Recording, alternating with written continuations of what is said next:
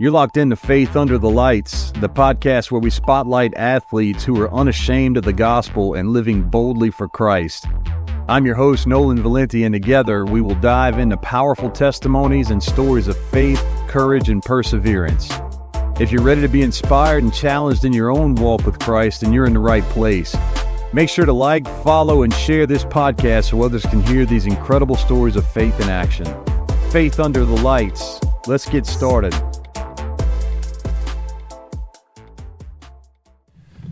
Hey, welcome to Faith Under the Lights podcast. I'm Nolan Valenti, your host, and we got a special guest with us on our first ever athlete interview, which I'm really excited about. So go ahead and introduce yourself. My name's Jackson Chewning. I play baseball and basketball for Settlement High School. I'm a sophomore, and I played AAU over the summer with Coach Edward for the LA Clippers. Good deal. So we're here in your home gym, Gerald C. Keller Gym here in French Settlement, Louisiana. Which we're right around the corner of the season getting started, and this place being packed out. This is one heck of a place to catch a game, that's for sure. Tell us a little bit about your summer. What'd you do this summer? Just a lot of practicing every day. Yeah, it never stops, right? No, sir. So you talk about you played AAU with Coach Edward for the Clippers. Coach Edward was a superstar over here, right? Yes, sir. Running up and down the court with that red hair. How is it like playing for him now? You guys are pretty close in age, too. Yes, sir. It's fun, especially having someone that knows the game and I guess closer to your age that can relate. Yeah, he's got a really good competitive spirit. So you play basketball and baseball. Did you do any summer baseball this year? Just with the high school, we played a couple games. Yeah. That's just about it. What about vacations? Did you go on vacation? I went on a cruise right when school ended, and I went to the beach. Yeah. Is that right at the end of summer? So a cruise in the beach, is that something that you would have picked, or is that just something that you had to go to because your parents were gone? Well, the cruise was really fun, and the beach I went to with my girlfriend. There you go. Good deal. Oh, girlfriend. Man, so you're really juggling some things, right? So what do you like to do outside of sports with your personal time? Just something for fun that doesn't involve a ball. Really, sleep. Any chance I get, I like to just sleep. Yeah, I would. I think I would agree with you there. So, talking about that season that's coming up, man. You guys, you got a pretty successful program over here. So, what's the workload looking like as far as the basketball season? Like, where are you at? What are you guys doing right now? We're going over offense and defense, really getting down into that. And what's that like? Is it a grind? I mean, is practice grueling? Is it? It's not that grueling anymore because we're doing just drills and stuff. But over the summer, it was all running, getting in shape, trying to get all the basics down. Right. And so, what's the schedule look like? So you're practicing 5 days a week? 5 days a week, Monday through Friday. Monday through Friday, and you have 7th hour PE or last hour PE? Yes, sir. And then you go a little bit further into the afternoon? Yeah. Yes, sir. How's practice going? Are you guys getting it? It's going pretty good. Yeah. Yes, we're finally starting to get this new offense he put in down, and it's going pretty good. So we got a new offense coming. You guys lost some key pieces from last year's team, and so you got some new guys stepping up. What are you looking like? Are you thinking that you're going to be one of the starting five? From the way practice is, I've been with the starting five most of the time. Running with the ones. Hopefully. And you're a sophomore, right? Yes, sir. And so that's good, man. The team's gelling together. Everybody's locked in, and it's going good. So we talk about the upcoming season and the recent success that you guys have had here at French Settlement. 2 years ago, you guys are in the Final Four in the Division III non-select LHSAA playoffs. Last year, you guys are the number one seed, and you lose in the quarterfinals here on your home court, which was a gut-wrenching loss. What does it take to sustain that success? And then what do you do to get to the next level, to get to where you guys are hoisting the trophy at the end of the year? I guess I don't really want to say practice more because we practice a lot, right. But it's all really a mentality. It's all how you approach the game and how you get ready for it. Yeah. And so it's you got to have some intent, right? Yes, sir. Everybody's got to be on the same page. It's amazing how, practicing for sports and things like that, and then actually walking out your faith, They kind of line up, you know. Yes, it's something that one kind of matches the other. You know, the perspective, your team, you know, everybody's got to be on the same page. You got to be following the practices, and you got to do what your coach is saying and things like that. It's the same thing in your faith. Yes, sir. Where, you know, if you're a Christian and you're a follower of Jesus, then your goal is to please God and live a life that's pleasing to Him. So those two things line up. And then your purpose. I mean, you guys' purpose. What's your purpose this year for basketball? Win state. Win the state, right? And so everything that you do is aligned towards winning state. Yes, sir. So in your walk with Christ, what do you think your purpose is? Is to be with Him. Be with Him in the end, right? When it's all said and done. Yeah. Yes, sir. And also, you know, purpose as Christians is to be ambassadors for Christ and gain as many souls as we can for the kingdom. And so those two things line up. And then, you know, the people that you surround yourself with, like everybody on the team, everybody that's on the roster, your coaches, your assistant coaches, even you got the cheerleaders, you got the fans, you got your fellow students and everything. I mean, you come in here on a game night, everybody's bleeding green and gold, right? Yes, sir. It's loud, it's hopping, and everybody's cheering you guys on. But it's not only in victory, it's also in defeat, right? Mm-hmm. And so I remember when you guys were in that Final Four, and we lost that game. You know, sitting there outside of the locker room waiting for the team to come out. It was a long time that those guys were in there. And were you in there at that moment? No, sir. Okay, so you were in 8th grade that year. Yes, sir. Which you guys had already won the championship, Mm-hmm. right? Yeah, so, you know, but waiting for those guys to come out, and it was painful. And I remember, and I didn't even have a kid on the team, and I remember sitting there waiting for them to come out and seeing those kids come out with tears in their eyes, and just, you know, giving them a big hug and telling them, hey, it's okay, you did your best, we got your back, and all those things. In Christianity, God lines us up with people to help us walk those things Yes, out. sir. And so I'm sure you've got some brothers that are on the side of you and walking with you. You got somebody in front of you. You got somebody behind you that you're pulling along, right? And so sports and faith always, and I think that's why I enjoy sports so much, because it kind of lines up with my beliefs as well. So how has your relationship with Jesus, how has your relationship with Christ impacted your athletic journey? I believe it has kept me, He has tried his best to keep me humble. Yeah. And how is that like? Yeah, I've watched you on the floor. I mean, you've got some incredible talent. You know what you're doing. You got great athletic ability. You got speed. You can jump. Are you dunking yet? Yes, sir. Are you dunking in the game yet? I don't know. Have to only one way to I find guess out. we'll find out. Yeah, we'll find out. So, you know, you've got some talent, especially at a young age. I mean, you're a 10th grader. There's not a whole lot of 10th graders in the state that are jumping on the floor, you know, as a starter. How do you stay humble? What is it that keeps you humble? I mean, really all thanks to him, but I don't really know how. I think so. I think that a Bible verse that you can Yes, kind of sir. lean on is Matthew 23:12, and it says, "Those who exalt themselves will be humbled, but those who are humble will be exalted." And I did that podcast on the last episode, talking about Francisco Lindor. You saw him hit the Grand Slam in the Yes, sir. NLDS. And, you know, just watching him run around the bases, I was just blown away. And sitting there watching that, I was like, man, that's humility right there, you know. And so, you know, when you hit the big three-pointer or you get that dunk in the game finally, what are you going to do? Just got to get back. Just Play get back, defense. play defense. That's Get the right. ball back.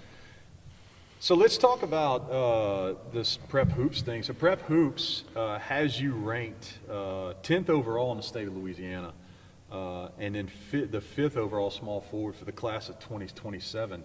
And so that's a pretty big honor. That's a Yes, pretty sir. big recognition. How does that go about happening? How do you get to that point, and how does that make you feel?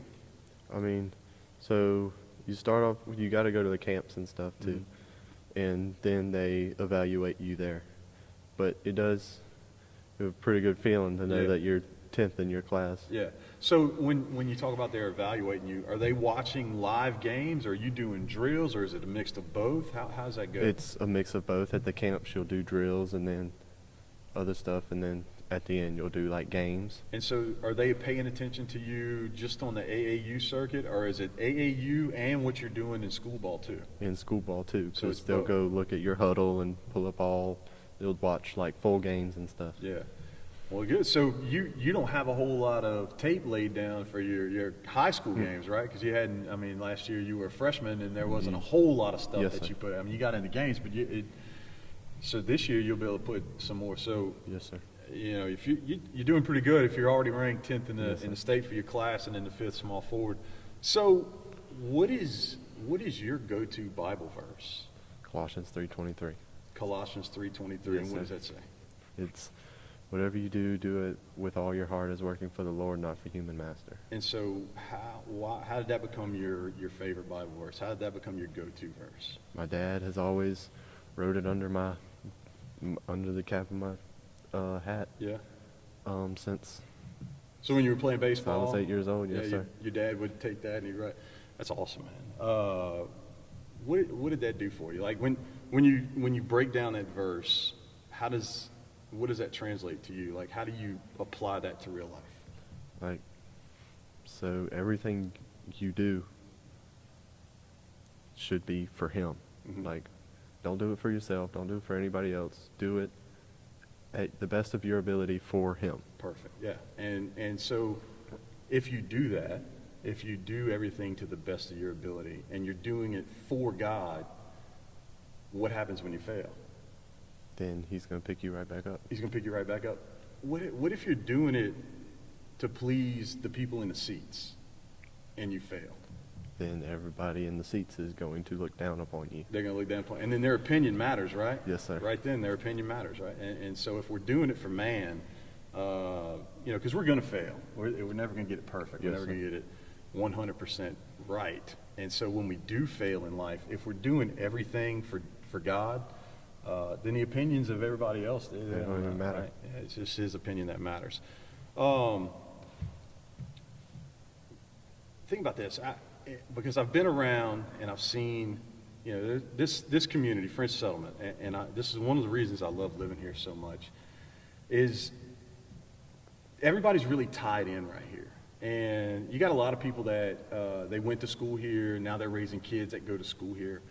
A lot of these younger kids, they look up to these guys that are running up and down the floor. Yes, sir. When the games are going on. And so there's a lot of kids, and I've seen them with my own eyes, there's a lot of kids that look up to you.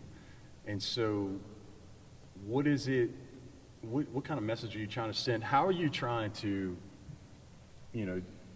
act out the Great Commission, like make disciples and everything through your play? Is there a way you're doing that?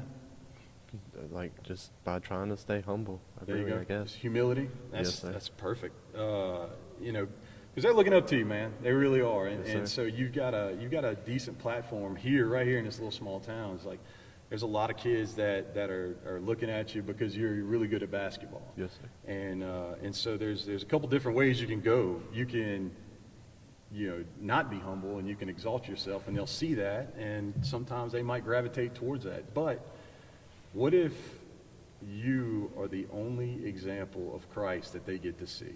That's the way I've always Yes, viewed sir. it, and a lot of times it's kept me away from doing some things that I shouldn't do. It's also I've been on the other side of the coin where Yes, sir. I didn't do that, and I did choose the wrong way. I did exalt myself, and it turned out the wrong way. But you never know what somebody's going through. You never know what their home life is, and if that one chance they get to see Jackson Chewning having success on the court and then being humble about it, and they emulate that, then they start asking, well, how do you get to that? Yes, sir. And you can tell me about your biblical practices. Like, how do you stay in the Word? What is it that you do? Because we all have our different things that we do to stay connected to God, how we read the Bible, how we pray. Your spiritual disciplines. Give me a little bit about that. Yes, sir. So my youth pastor actually gave me a Bible that has like a built-in Bible study in it. And I do that every night before bed. Okay. And so it breaks it down by different scriptures or books of the Bible. Give me a little insight on what that looks like. Yes, sir. So it goes from Genesis to Revelations, and So it's basically the Bible. yes, sir. And then it breaks it down. There's little areas Yes, where sir. it kind of gives you some. Read like Genesis 1. You read all of Genesis 1. You highlight a verse that sticks out to you most. You have to explain what it says, and you have to apply it. Okay. And then you, I guess at the bottom, you can just write a prayer. Yeah. So that application process. Yes, sir. That gets tough sometimes, Yes, right? sir. To try and apply that. You know, one of the things that I just recently started doing, and it might help you, and you might do it already, is the journaling. You ever journaled? You ever done that? Not really, no, sir. Man, it's been a game changer for me. Just, you know, because I was struggling in my prayer life, just trying to, I felt disconnected. I didn't feel like my prayers were getting there. I didn't know if I was praying the right way or whatever. And my pastor told me, he's like, man, you need to just start journaling them down, start writing them down. And boy, I don't think I've ever felt closer to God, you know, ever since I started journaling, man. It's been a game changer for me. So that might be something that you can incorporate into what you do. Yes, sir. So you're doing it every night before you go to bed? Yes, sir. What's your morning routine look like? So wake up, shower, get dressed, go to school. Go to school. That's it. Like most teenagers your age, that's it. You know, as soon as the alarm goes off, do you snooze? Do you hit the snooze button? No, you're not a snoozer. I do have 3 alarms, though. Okay, so it's the same thing as snoozing. I guess so, yeah. Yeah, it's yeah. So my thing, and everybody does everything differently. You know, there's no right or wrong way to do it. And that's kind of why I'm going each way, because you're a nighttime guy before you go to bed. I'm a morning guy. Right when I wake up, I got to get up. I got to have that cup of coffee, and I got my daily devotional that I got, and then the Bible that I have is a life application study Bible, and so it's similar to what you're doing. Is it has the verses and then the little breakdowns of the scripture at the bottom. Yes, it's got little blurbs and stuff in there. So, but that's awesome that your youth pastor did that, poured into it. Yes, sir. We need more men like that. I want to kind of back up a little bit to where you said your dad used to write that scripture in the top of your hat. Let's talk about your dad for a second. What does he mean to you, both as a father, as a friend, a spiritual leader? Give me a little bit of that. Yes, sir. Well, he's a deacon at our school, and I mean at our church, and he's always tried his best to make me the best man that I could be. Always taught me to stand up when you shake somebody's hand, and respect women and things like that. Just teach you how to be a man. Yes, sir. And so he's a good example of Christ in your home. Yes, sir. So I'll give you a little story about your dad. Your dad used to have that ministry, A Bible in a Ball, and I'm sure you remember that. And so he would go to kids, and he would bring a ball, whatever sport they were into, and he would bring them a Bible. And so that was my son's first Bible, and he came to the house, and he gave him the gospel. And yes, so it's, you know, but your dad's he's also the principal at your school, right? Yes, and sir. so what kind of pressure does that put on you?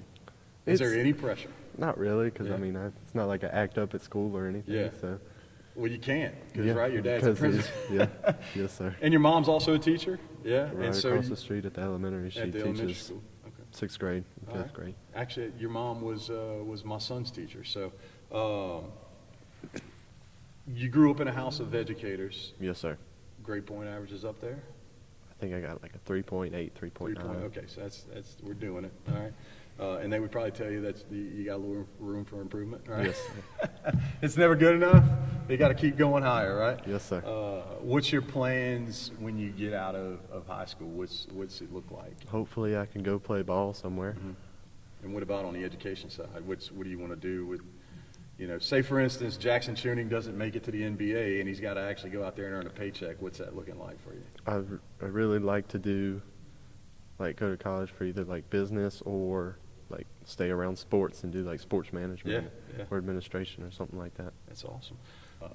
Where do you see yourself in the perfect world? If Jackson could pick where he wanted to go play college basketball, where would it be? It would, in the perfect world, it'd probably be Duke, just because such a beautiful campus and such. Yeah. But like Duke is like the basketball school Yeah. with Coach K. That would have Well, been he's nice. probably not coming back. Yeah. But I get that. He was one of my heroes when I was coming up too. Who's the athlete that you look up to, that you maybe emulate, maybe past or present? Who's an athlete that you look up to? Really like Tim Tebow. Tim He's just Tebow. Cool dude. And after watching the Swamp Kings documentary on Netflix, it really just shows what kind of guy he is. And Right. So I love Tim Tebow too. The type of athlete he is, number one, he could probably play any sport there is. Yes, sir. He played quarterback, one of the best quarterbacks to ever play college football. And then he could play baseball too. So he's multi-sport. Probably somewhere along the lines, he probably played basketball some kind of way. He looks like he's a beast in the weight room because he looks like a superhero. I have a personal story about Tim Tebow. I was coaching football at the Church Academy in Santa Maria, and we had a kid that had a pretty bad injury and ended up having to go have emergency brain surgery, and it was a whole miracle in itself that the kid lived.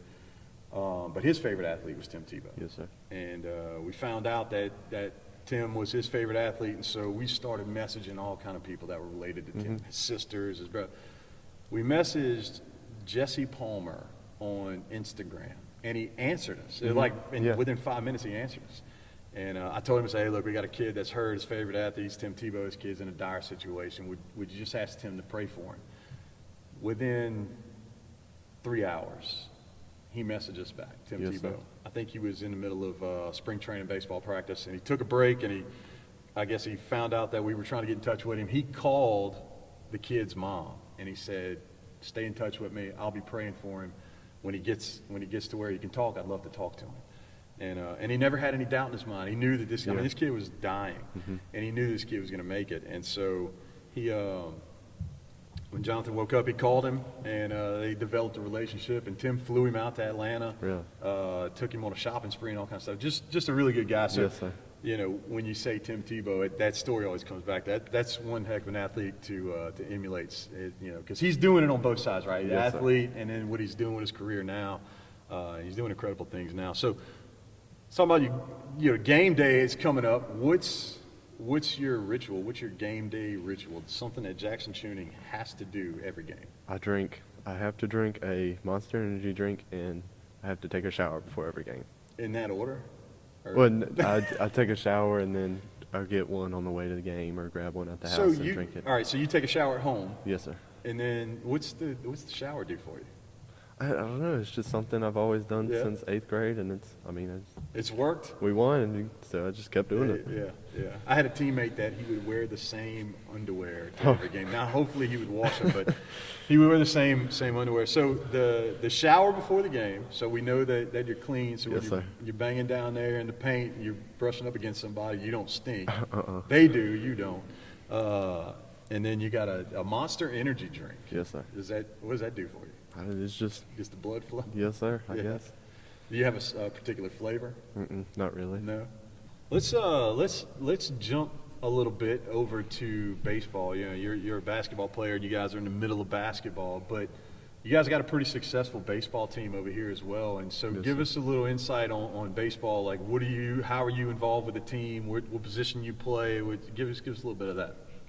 So I started last year in left field, and this year we shouldn't be any lack of, I guess, talent. We didn't really lose much. Yeah. I mean, we lost Lucas. He was pretty good. Yeah.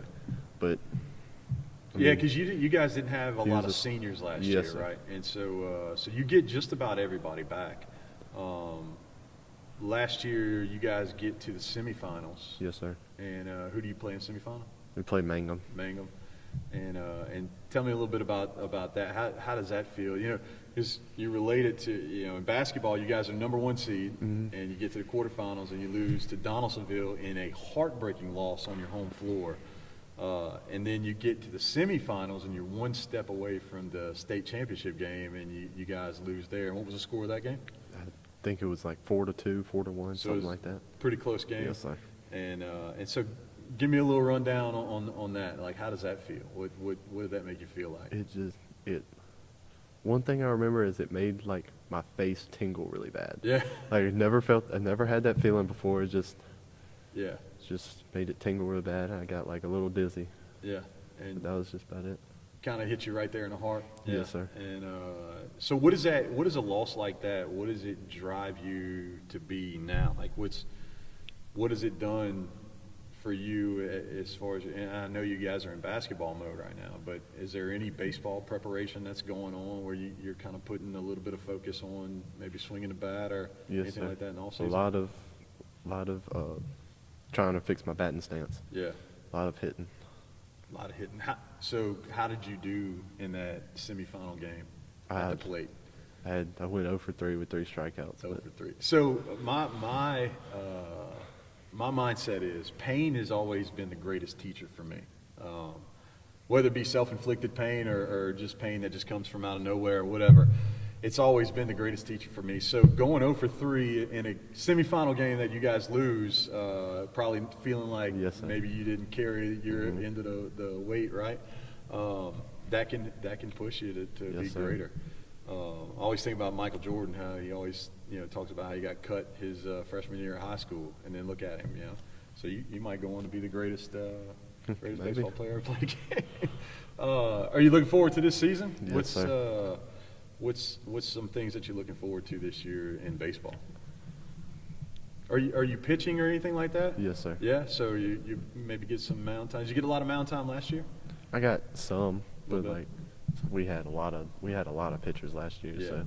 And you play what position in the field? Left field. Left field. Are you going to stay in left field? Or yes, sir. I think so. Okay. And plan on getting that batting up a little bit, and maybe move a little higher. Now you had some big hits in the playoffs. Did you have? I know you had 1 triple. Did you have 2 triples in the playoffs? I think it was only 1. In the first round game, right? Yes, sir. Yeah, so I think you came up with some clutch hits in the playoffs. So it's there, Yes, sir. I mean, I remember watching YouTube videos of you when you were, I think maybe 12 or 11, cranking those home runs in that home run derby. So you got the potential to swing the stick, and so I'm looking forward to that too. I'm a big baseball guy. And so the good thing is that you guys live stream all your games. Yes, sir. The LSPN network that you guys have here, and so what we'll do is we'll put a link in the comments to the YouTube page for that. That way, everybody that's tuning in and wants to know a little more about Jackson and what you do and how you play, they can tune into your games, whether it be basketball or baseball. Yes, sir. And they'll catch all the other sports that go on here at French Settlement, but. Hey, thanks for tuning in, guys. Faith Under the Lights, episode number 3. Jackson Chewning, what an incredible athlete. What an incredible testimony of humility. The young man is as humble as they come. I mean, you wouldn't know that he was ranked in the top 10 in the state of Louisiana for the class of 2027.